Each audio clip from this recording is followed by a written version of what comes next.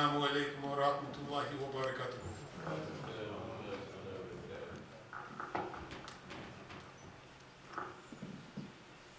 الله أكبر الله أكبر الله أكبر الله أكبر أشهد أن لا إله إلا الله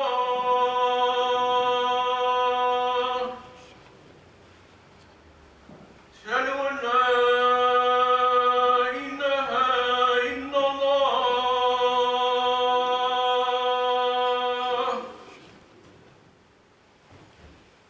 أشهد أن محمدا رسول الله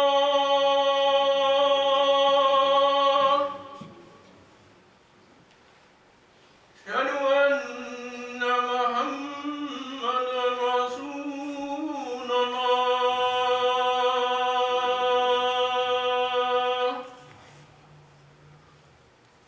حي على الصلاة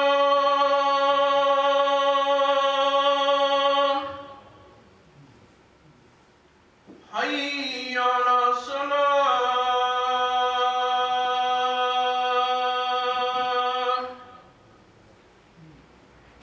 حي على الفلاح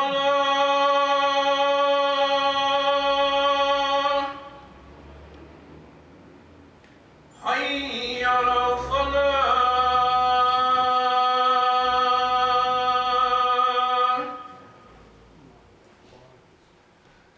الله أكبر الله أكبر لا إله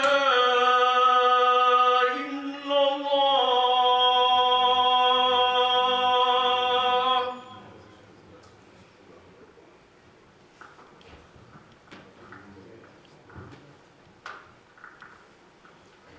إن الحمد لله نحمده ونستعينه ونستغفره ونؤمن به ونتوكل عليه ونعوذ بالله من شرور أنفسنا ومن سيئات أعمالنا من يهده الله فلا مضل له ومن يضلل فلا هادي له أشهد أن لا إله إلا الله وحده لا شريك له ونشهد أن محمدا عبده ورسوله أما بعد.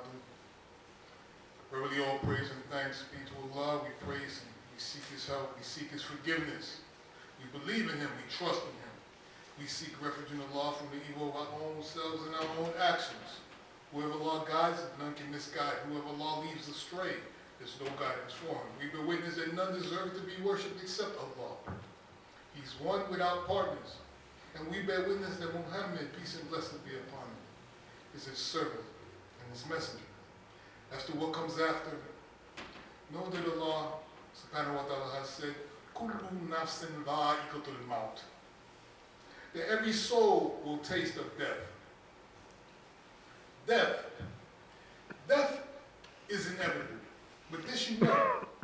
The question is, are you prepared for death? Are you prepared for it? Or have you become so absorbed in this world, in this life, that the thought of dying does not even cross your mind?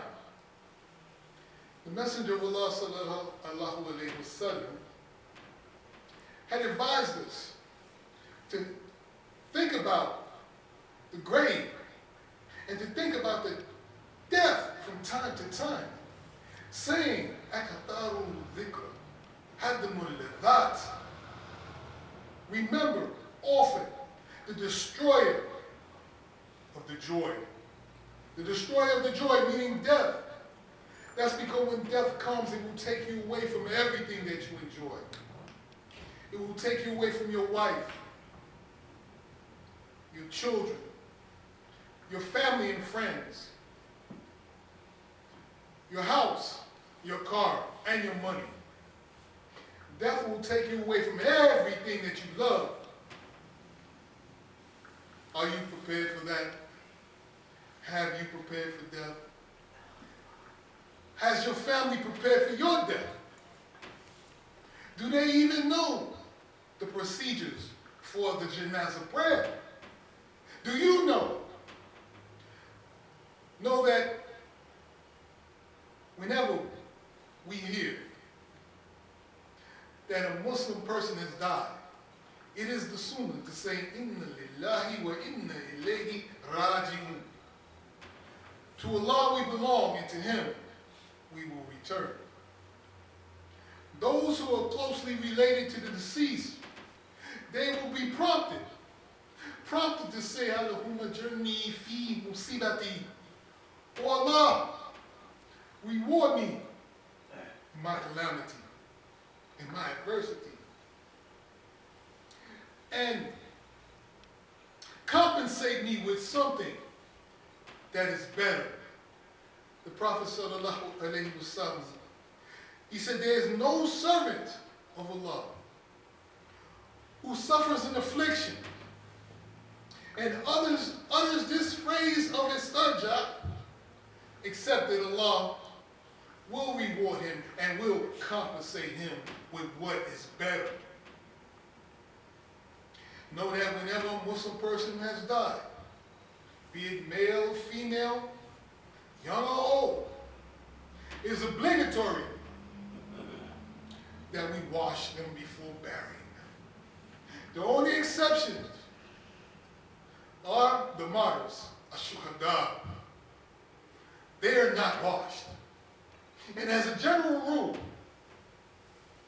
the males take the responsibility of washing the males, and the females take the responsibilities of washing the females. The exception here are husband and wife. The husband is permitted to wash his wife. Know that Ali ibn Abu Talib, he washed his wife Fatima. And vice versa, the wife is permitted to wash her husband. A woman is permitted to wash a child, boy or girl, under the age of 7. And if there is no water available, if there's no water available to wash them, then tayammum should be performed. After washing the deceased, we sprinkle the body with some scent, some fragrance, and then we place it in a shroud. It is obligatory to shroud the deceased Muslim after he has been washed. The exception to this again are the martyrs. Those who died in battle, they are neither washed nor shrouded. Know that the shroud should be 3 layers of sheets for a male and 5 layers of sheets for a female. The Prophet ﷺ himself was shrouded in 3 layers of white sheets, and he did not have on a turban nor a shirt. And it is preferable to shroud the deceased in white. For the Prophet ﷺ said, wear white clothes, for they are the best of your clothes. وَكَفِنُوا فِيهَا مَوْتٍ, and shroud your dead in it. The shroud, it should not be expensive, and of course it should not be made of something like silk. It should be made of cotton, for as you know, it is haram for a man to wear silk, so it's haram for him to be shrouded in silk. As for a woman, she could wear silk, yes, but it is disliked for her to be shrouded in silk. And notice we said it should not be expensive. The shroud should not be expensive. As Abu Bakr radiallahu anhu said, the shroud is for pus and other matters that come out of the body. And mind you, these acts of washing and shrouding only pertain to Muslims. And this is to say, we do not wash and shroud non-Muslims. And just to be clear, unless circumstances dictate otherwise, we do not get involved with their funeral rites. We do not participate in their funeral rites unless necessity dictates otherwise. As we said, necessity, such as your parents or your brother or your sister who are not Muslims. But if they were to die, necessity may dictate that you bury them. Know that when Ali radiallahu anhu told the Prophet that his father Abu Talib had died and asked the Prophet sallallahu alaihi wasallam, what should he do? The Prophet sallallahu alaihi wasallam said, go and bury your father.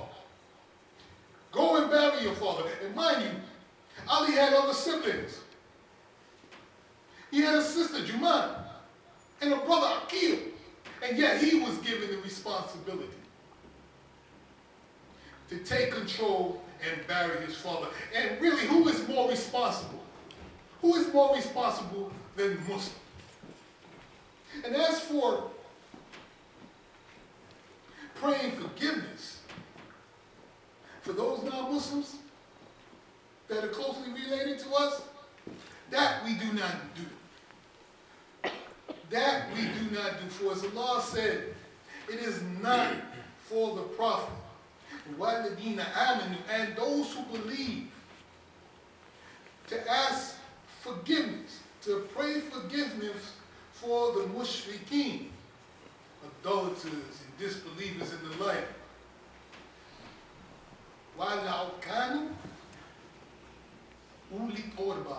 Even though they may be close kin. So we do not ask forgiveness for them when it has become clear that they have died in a state of kufr. We can, however, visit their graves. Note that it is recorded in Muslim that the Prophet ﷺ stated, I asked my Lord, I sought his permission to pray forgiveness for my mother, but he did not give me that. And I sought his permission to visit her grave, and he gave me that. So you can visit their grave. And what you should do for those who are not Muslim, you should pray for them now while they are alive. Ask Allah to have mercy on them and guide them to Islam. Also note that the Prophet ﷺ could not ask forgiveness for his mother because she herself was not Muslim.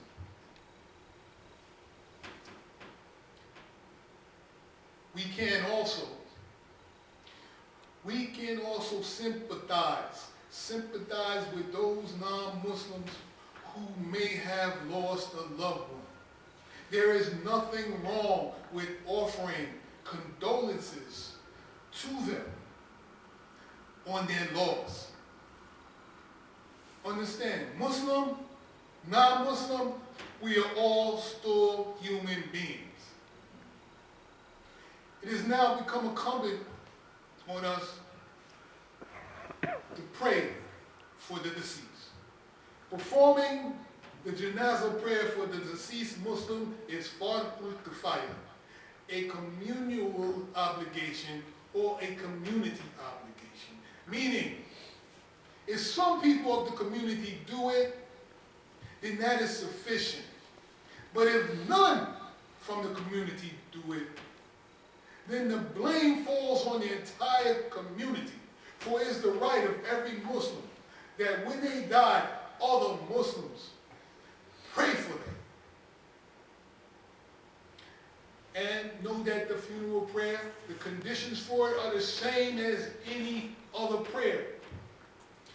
Meaning, that you have to be in a state of purity. You have to cover the outer. You have to face the Qibla. Those who can stand should stand.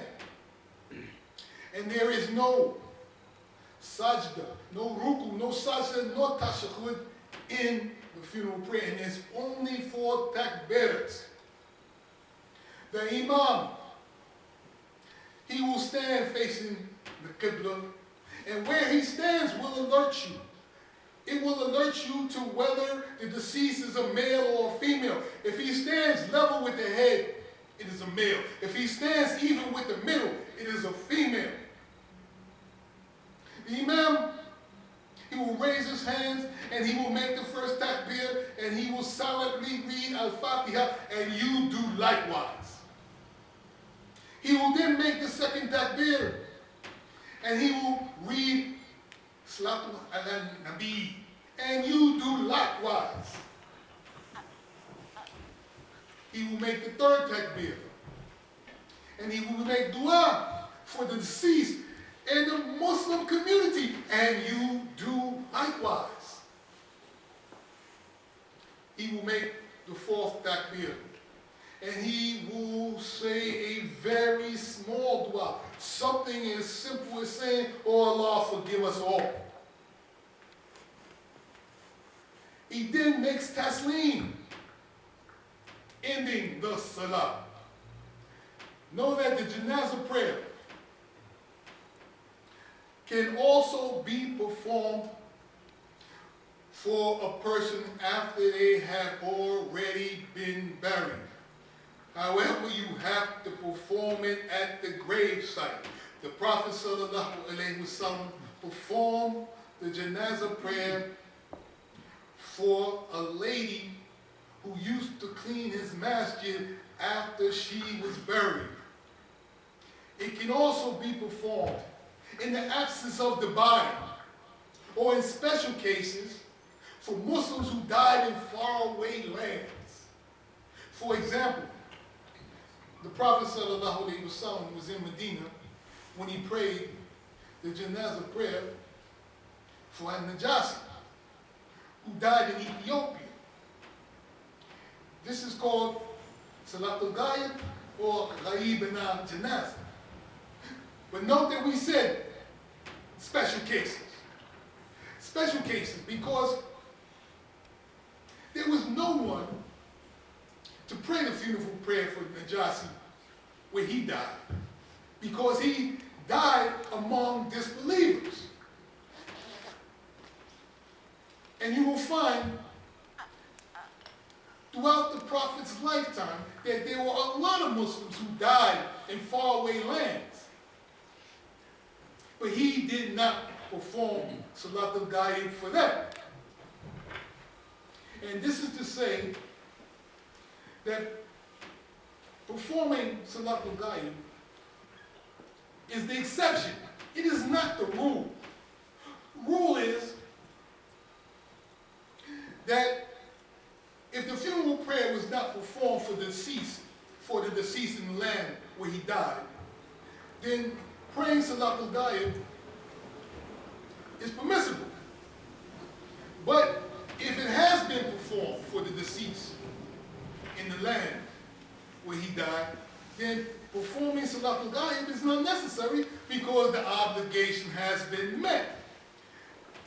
And so, praying in the absence of the body is a recognized sunnah, but it is done by necessity. And why is it? Why is it so important to perform the janazah prayer for the deceased Muslim? Well, note the hadith that's recorded in Muslim. That whenever a Muslim person dies, and a group of Muslims perform the janazah prayer over him, they are given permission. In other words, Allah will take their testimony, their witness. They are given intercession.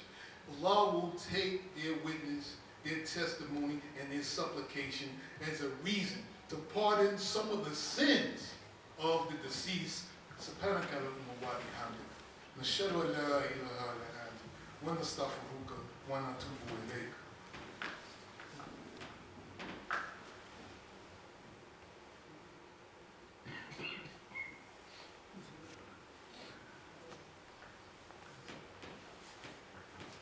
Alhamdulillah. Alhamdulillahi Rabbil Alameen. Wassalatu wassalamu ala Rasulillahi al-Kareem. Sayyidina Muhammad wa ala alihi wa ashabihi ajma'in. For those who are just joining us, we had asked the question, are you prepared for death? Are you prepared for death? And we asked, do you know the procedures for the janazah prayer? Why? Because life is short. Life is short. No one knows when, where, or how they will die. Person can leave home happy this morning and never return. When his family gets the news of his death, they will become grief-stricken. And you would think that the news of his death will be enough of an emotional strain on that family. But no. Their pain and suffering is further exacerbated by the high cost of a funeral. Most people do not have a clue as to how much a funeral costs. Most Muslims, they assume automatically that when they die, the Muslim community will take care of them. Automatically. And we will. We will, because that is your right. That is your right. But did you know that funeral and burial arrangements for a Muslim can range anywhere from $2,500 to $5,000? For a non-Muslim, say a Christian, it can range anywhere from $9,000 to $15,000. Now that is a lot of money. For most families do not spend that on the deceased when he was alive. Alas, as the old saying goes, nothing in life is free, not even death. For Muslims can be relieved of these high funeral costs by applying the Sunnah. The Sunnah is that the funeral and burial should be done quick. As the Messenger of Allah sallallahu alaihi wasallam said, Asri'u bil janazati. Hurry up with the funeral, hurry up with the body. For if it is righteous, then you are hurrying it to good. If it is otherwise, then you are hurrying it, getting it up off your shoulders. So unless there is an Islamically acceptable reason, we do not delay the funeral. We Muslims, we do not hold public viewings of our dead. So there would be no need to pay a mortician to embalm and freeze the body. We wash and shroud the deceased ourselves. No need to pay a mortician for that service. We have been warned against being extreme and being excessive in our religion. And if you go out and buy a gold-plated casket instead of a simple coffin, you are being extreme. So minus the cost of those services that we mentioned, and provided none of you go out and purchase a silver-plated casket or a 3-foot marble headstone,